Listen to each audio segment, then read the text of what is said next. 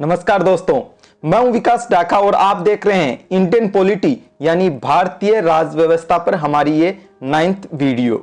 संसदीय सचिव क्या होते हैं, इनके पावर्स क्या क्या होते हैं और ये पद हमेशा विवादों में क्यों घिरा रहता है, जानेंगे इन सारे के सारे सवालों का जवाब आज की इसी वीडियो में।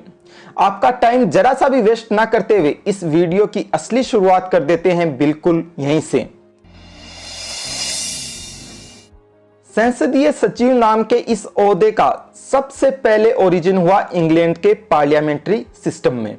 वहां पर इन संसदीय सचिवों का काम होता था सदन में सरकार के किसी मंत्री की अनुपस्थिति में उसके बिहाफ पर सदन के सदस्यों द्वारा पूछे गए प्रश्नों का जवाब देना। इंग्लैंड से प्रारंभ हुई इस संसदीय प्रणाली का अनुसरण करना हम भारतीयों ने भी प्रारंभ कर दिया आजादी के तुरंत बाद से ही, और तब से लेकर आज तक संसदीय सचिव का ओहदा एक अभिन्न हिस्सा बना हुआ है हमारी संसदीय प्रणाली का। परंपरागत दृष्टिकोण से केंद्र सरकार के स्तर पर संसदीय सचिवों यानी पार्लियामेंट्री सेक्रेटरीज का सबसे प्रमुख काम होता है एक लिंक के तौर पर काम करना सरकार के मंत्रियों और सदन के सदस्यों के बीच में। जैसे कि यह निर्धारित करना कि कल किस मंत्री को क्या प्रस्तुत करना है पार्लियामेंट में, कल कौन सा मंत्री लोकसभा में जाएगा और कौन सा राज्यसभा में जाएगा। मतलब कि सरकार की तरफ से पूरा का पूरा काम देखना, फ्लोर कोऑर्डिनेशन का। इसलिए ये जो संसदीय सचिव होते हैं वह अंडर में आते हैं मिनिस्ट्री ऑफ पार्लियामेंट्री अफेयर्स यानी संसदीय कार्य मंत्रालय के। कई बार जरूरत पड़ने पर इनको किसी कैबिनेट या राज्य मंत्री के प्रतिनिधि के तौर पर बोलने या काम करने की अतिरिक्त जिम्मेदारी भी दे दी जाती है। सामान्यतया केंद्र में एक या दो से ज्यादा संसदीय सचिवों की नियुक्ति नहीं की जाती कभी भी। तो यह था संसदीय सचिवों का वो ट्रेडिशनल रोल जो कि आजादी के समय से ही चला आ रहा है राष्ट्रीय स्तर पर यानी नेशनल लेवल पर।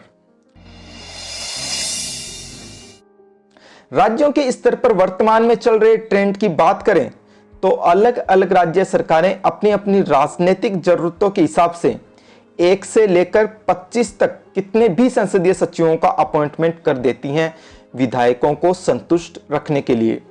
राज्यों में एक एमएलए को संसदीय सचिव बनाने के बाद उसको दर्जा दे दिया जाता है एक राज्य मंत्री का यानी मिनिस्टर ऑफ स्टेट का।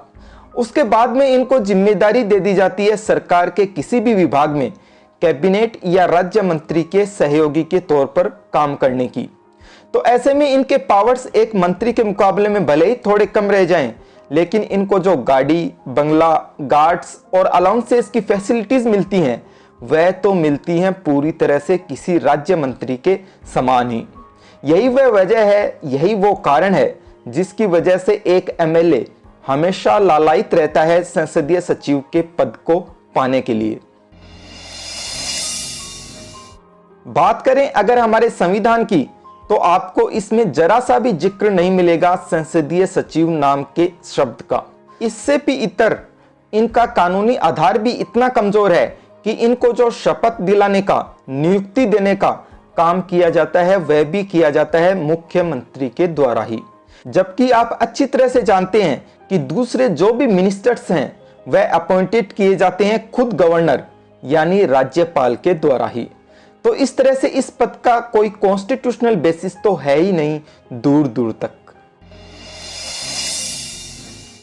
संसदीय सचिव के पद से जुड़े हुए सारे के सारे विवादों की जड़ है आर्टिकल 164 में लाया गया एक संशोधन जो यह कहता है कि किसी भी राज्य में मंत्रियों की अधिकतम संख्या उस राज्य की विधानसभा की सदस्य संख्या के 15% से ज्यादा नहीं हो सकती किसी भी हालात में। ऐसे में जब भी किसी राज्य सरकार को जरूरत पड़ती है इस 15% वाली लिमिटेशन से ज्यादा मंत्रियों को नियुक्त करने की, तो फिर ऐसे में सहारा लिया जाता है संसदीय सचिव के पद का।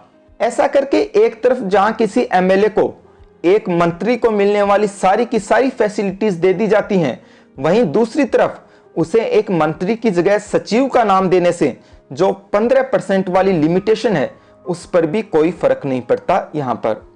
इस तरह से यह कहना बिल्कुल सही होगा कि वर्तमान में अलग अलग राज्यों में अलग अलग समय पर की जा रही संसदीय सचिवों की बड़ी संख्या में नियुक्तियों का असली मकसद एक ही रह गया है, और वह है आर्टिकल 164 की 15% वाली लिमिटेशन को वायलेट करना। और यह बात तो आप अच्छे तरीके से जानते हैं कि जब भी कोई लीगल अरेंजमेंट वायलेट करता है हमारे संविधान के किसी भी आर्टिकल को या प्रोविजन को, तो फिर उसे अनकॉन्स्टिट्यूशनल यानी असंवैधानिक डिक्लेयर कर दिया जाता है हमारी जुडिशियरी के द्वारा। बिल्कुल ऐसा ही कुछ हुआ है संसदीय सचिव के इस पद के साथ, क्योंकि इसे भी बहुत से मौकों पर अलग अलग हाई कोर्ट्स के द्वारा डिक्लेयर किया जा चुका है अनकॉन्स्टिट्यूशनल। हालांकि यह बात अलग है कि सुप्रीम कोर्ट के किसी भी स्ट्रिक्ट गाइडलाइन के अभाव में इनकी नियुक्तियों का दौर आज भी जारी है बहुत से राज्यों में। हमें उम्मीद करनी चाहिए कि भविष्य में हमारे देश की सर्वोच्च अदालत इन नियुक्तियों पर लगाम कसने में कामयाब हो जाएगी पूरी तरह से। मैं उम्मीद करता हूं कि आपको यह वीडियो बहुत ही उपयोगी और सार्थक लगा होगा। अगर आपको इंडियन पॉलिटी यानी भारतीय राज्य व्यवस्था से संबंधित किसी भी दिलचस्प टॉपिक से रिलेटेड कोई भी रोचक जानकारी चाहिए तो फिर आपको करना होगा एक छोटा सा काम। आपको सीधे जाना होगा मेरे YouTube चैनल एडवोकेट विकास डाका पर, और वहां जाते ही क्लिक करना होगा इस प्लेलिस्ट पर जो कि आप अभी देख रहे हैं अपने मोबाइल की स्क्रीन पर। Thank you so much for watching the video.